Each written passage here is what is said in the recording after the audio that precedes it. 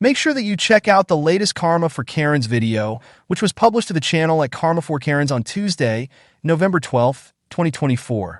But if you're a goofball and haven't watched our latest video yet, here are some highlights. Episode number 1 started a lot like this. "Come on over here, ma'am. Unhand me, unhand me. I swear, I'm not hiding anything, except perhaps the entire deli section in my bra. Oh, and a Coke. You got me there." On the fateful day of July 16th, 2023, gallant officers were summoned to a store after reports surfaced of an adventurous woman attempting to liberate various items from their aisles. The keen-eyed store staff had already spotted her shenanigans on video just days prior, playing an encore performance of her sticky-fingered symphony. "Hello? Hello? Is our meat-loving marauder still inside?" asked the officer. "Yep," the staff replied with a knowing nod.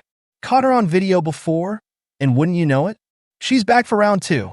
And there she was, cool as a cucumber, probably tucked under her arm, wearing sunglasses that screamed, 'I'm Incognito.'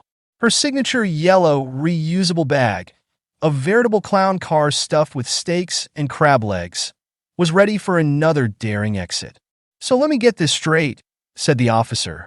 "She fills up that sunshine yellow bag with all sorts of gourmet goodies and waltzes out without so much as a 'by your leave'?" "Exactly," sighed the exasperated staff member. "No checkout line cues for her. Looks like she's running a non-profit dedicated to saving meats from retail captivity." In episode number 2, I'm going to need you to visualize with me a little bit. Imagine this.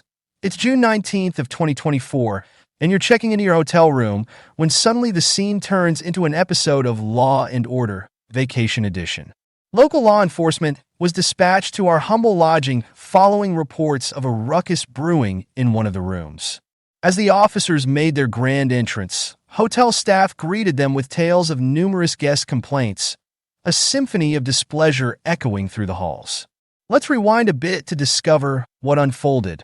One concerned soul reported hearing something akin to a herd of elephants auditioning for a drama club coming from room 207. When asked if she was all right, one half of the tumultuous duo inside declared her affection for her quarrelsome companion, despite his apparent penchant for reenacting soap opera slap scenes. Meanwhile, another guest from room 206 decided that sleep was overrated after enduring an all-night concert featuring hits like Screaming Match and Fighting Frenzy.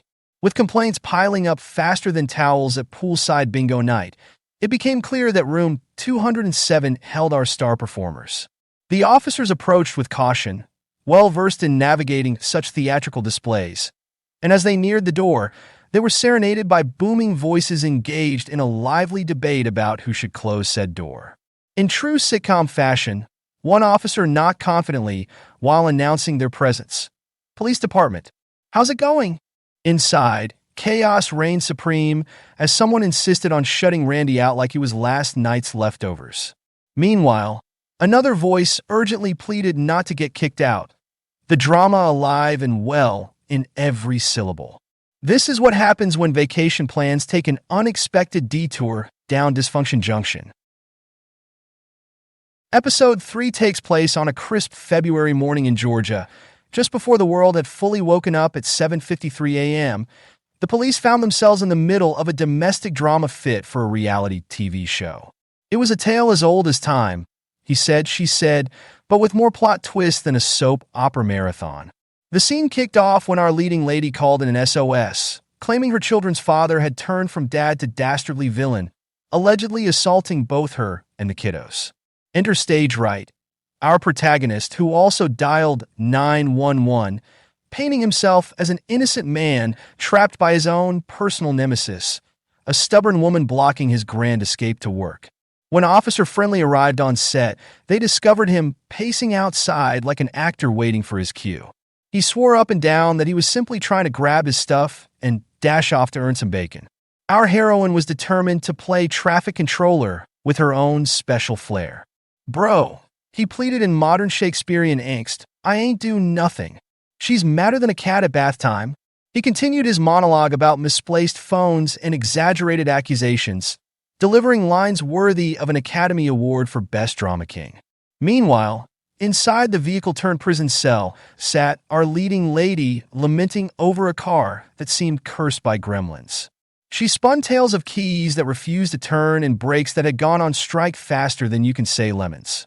As if this theatrical performance wasn't already Oscar-worthy enough, enter their pint-sized co-stars, the kids, adding layers of chaos akin to juggling flaming swords while riding unicycles on tightropes. Despite requests from both parties for someone else to be crowned jailbird of the day, it was ultimately decided that she would have her name engraved on this dubious honor due to something called simple battery. As she rode off into the sunset, in handcuffs, she realized sometimes life doesn't imitate art so much as it imitates one long blooper reel. In Episode 4, a bizarre eviction spiraled into a delightful circus of chaos on April 15, 2023, when officers stumbled upon the not-so-hidden secrets tucked away in an elevator.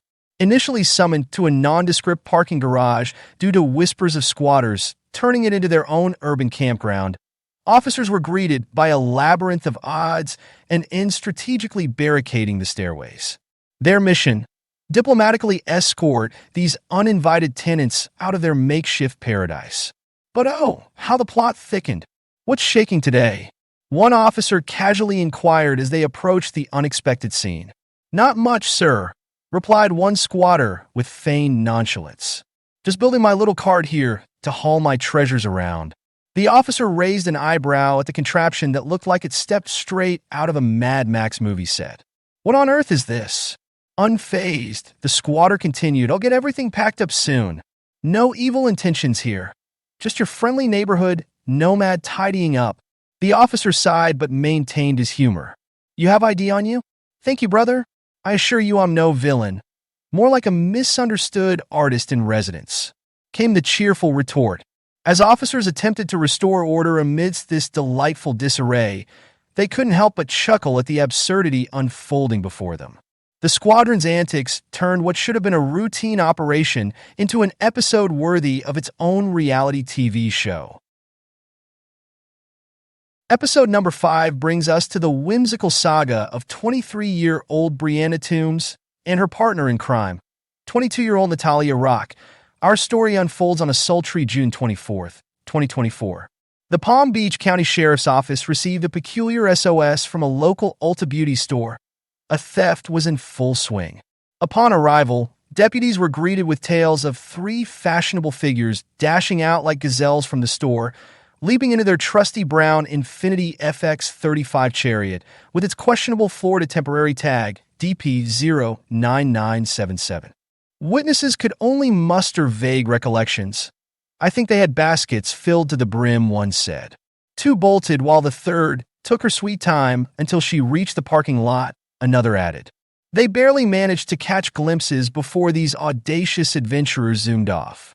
Inside Ulta's hallowed halls, deputies embarked on their own investigation odyssey. Surveillance footage revealed our trio in high-definition glory.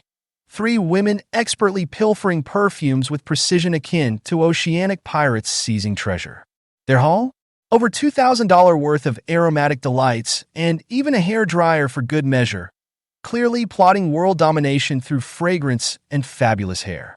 As days rolled by like tumbleweeds caught in an old Western movie reel, detectives tracked down that infamous champagne-colored Infiniti just as it proudly flaunted new, yet equally dubious tags.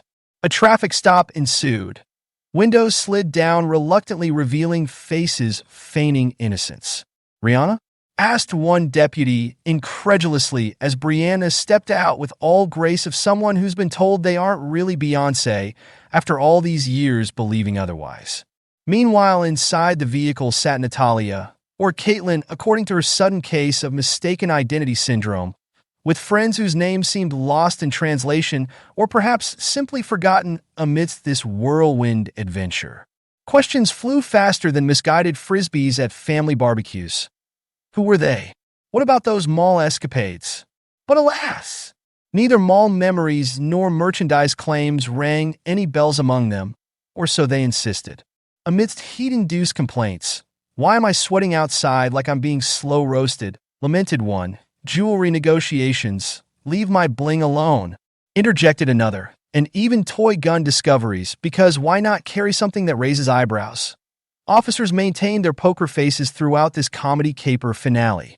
Despite pleas more dramatic than soap opera cliffhangers complete with promises sworn upon social media's stardom aspirations. Tag me when you post our mugshots, declared Brianna before departing gracefully towards processing. Justice prevailed, eventually leading both ladies facing felony charges for grand theft antics worthy enough, inspiring future Netflix specials perhaps titled Ultimately Busted. Episode number 6 started off a little like this. Oh, sweet mother of chaos. Is this really happening? Oh no. Please, someone hit the brakes on this runaway train. 1 minute I'm minding my own beeswax, and the next, I'm doing the handcuff hustle with Officer Buzzkill. I didn't sign up for a starring role in Jailhouse Jitters, the musical, but here we are. What you just listened to were the sounds of July 12th, 2023, when officers swarm like ants at a picnic after a nearby death investigation. Turns out Mr. Speedy over there had an active warrant for Grand Theft Auto. Plot twist, so did I. My hubby's already doing the perp walk when I strut up to insist it's all just a big misunderstanding. But oh boy, they flipped that script real quick. Now here I am, squirming like I've got ants in my pants, or worse, a bladder about to burst. Let me go potty. I squawk like a parrot who's down too much coffee. Meanwhile, Officer No Chill is making sure I won't be hitchhiking to freedom anytime soon. Stop wriggling, he says as if that's possible when you're seconds from reenacting Niagara Falls right here on Main Street. I'm not doing anything. I plead while attempting yoga poses Houdini would envy. Seriously though, what's in these pockets? Desperately trying to palm off my cash to anyone willing before it becomes soggy collateral damage is proving more challenging than threading a needle mid-earthquake. And don't even get me started on those handcuffs. They're tighter than Aunt Mabel's holiday fruitcake. As if things weren't spicy enough already, they find surprise party favors tucked away. Meth and some paraphernalia. Great. Now I'm the piñata nobody wanted at this fiesta. Finally bundled into the cop car like a disgruntled burrito, I can't help but bemoan my lack of foresight and bathroom breaks. Lesson learned. Always resolve your warrants and use the facilities before encountering law enforcement. So there you have it, folks. Karen's unintentionally comedic brush with Johnny Law ends with charges of possession of controlled substances and paraphernalia plus resisting without violence, and one heck of an urge to pee. Episode 7 took place on May 4th, 2022, in the land of cheese and Packers. Our tale begins on a fateful night in Wisconsin. Officer Devin was dispatched to a bustling bar scene that had suddenly turned into a vehicular slapstick comedy. Reports of an accident set the stage for Moira and her sibling Marshall, who were caught red-handed while attempting their grand escape. What's going on with this transmission? Bashfully puzzled Devin. It's vanished, claimed Moira with the kind of certainty usually reserved for magicians missing rabbits. The two siblings seem to have been playing musical chairs with a car, or cars, leaving behind more dents than sense. You driving? Is he driving? Asked Devin, trying to untangle the vehicular spaghetti. Nope, she was driving, declared Marshall with all the conviction of someone who might have just remembered they left their brain in another vehicle. I was driving. No, wait, maybe I wasn't. But what about my brother? Moira's confession came faster than a speeding ticket. All right, I'm drunk. Give me a DI. But also, isn't it past my bedtime? Meanwhile, poor Officer Devin looked like he'd entered an impromptu improv show without knowing any lines. With enough denials to fill several soap operas, Moira became increasingly befuddled as she lamented about not doing anything wrong while simultaneously offering herself up for every charge under the sun. It's as if responsibility was being passed around like a hot potato nobody wanted to catch. The pair danced around questions like seasoned pros on Dancing with the Stars, only less graceful and more likely to trip over themselves. They protested innocence, even as evidence piled up higher than Wisconsin snowdrifts in January. Officer Devin finally decided that enough comedic chaos had unfolded and began escorting our tipsy protagonists into his squad car, a move met by protests so loud you'd think he told them Green Bay lost the Super Bowl. Their dialogue could have easily doubled as audition tapes for reality TV drama. I'm not resisting, Moira insisted while resisting everything from logic to gravity itself. Want to go jail? Because that's how you get jail, quipped Officer Devon patiently, yet firmly. But why? Queried Moira melodramatically, as if starring in her own Shakespearean tragedy featuring limousines instead of stagecoaches. In conclusion, underneath those shenanigans lay charges galore, obstructing justice here, public drunkenness there, attempted vehicular escape everywhere. And thus concluded this wild ride through antics aplenty where everyone learned something important, most notably that transmissions can neither disappear nor absolve anyone from filling out proper paperwork post-boozy crash escapades. Episode number 8 took place on March 21st of 2023, when Officer McSkeptical spotted a car swerving down the road like a drunken squirrel. With eyebrows raised and curiosity piqued, he approached the vehicle. "Hello there. You doing all right? Why are you driving like you're auditioning for Fast and Furious?" he inquired with a chuckle.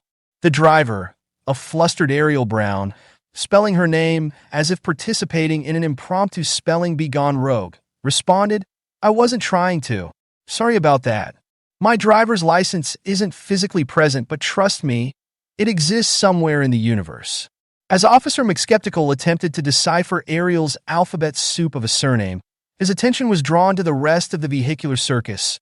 Two jittery passengers in the back seat who seemed more suspicious than cats at a dog convention. Word on the street, or maybe just from Officer McSkeptical's trusty police scanner, was that this particular car had been involved in some hand-to-hand shenanigans at the local laundromat. A laundry list of sketchy behavior followed them all the way to Octapharma. "So what's going on here? This ride's been linked to some shady business," queried our curious officer while waving away invisible smoke signals. Ariel played detective without credentials. I'm just picking up random stuff from my house floor and tucking it safely into unknown pockets." Officer McSkeptical couldn't help but laugh at Ariel's penchant for hoarding floor debris.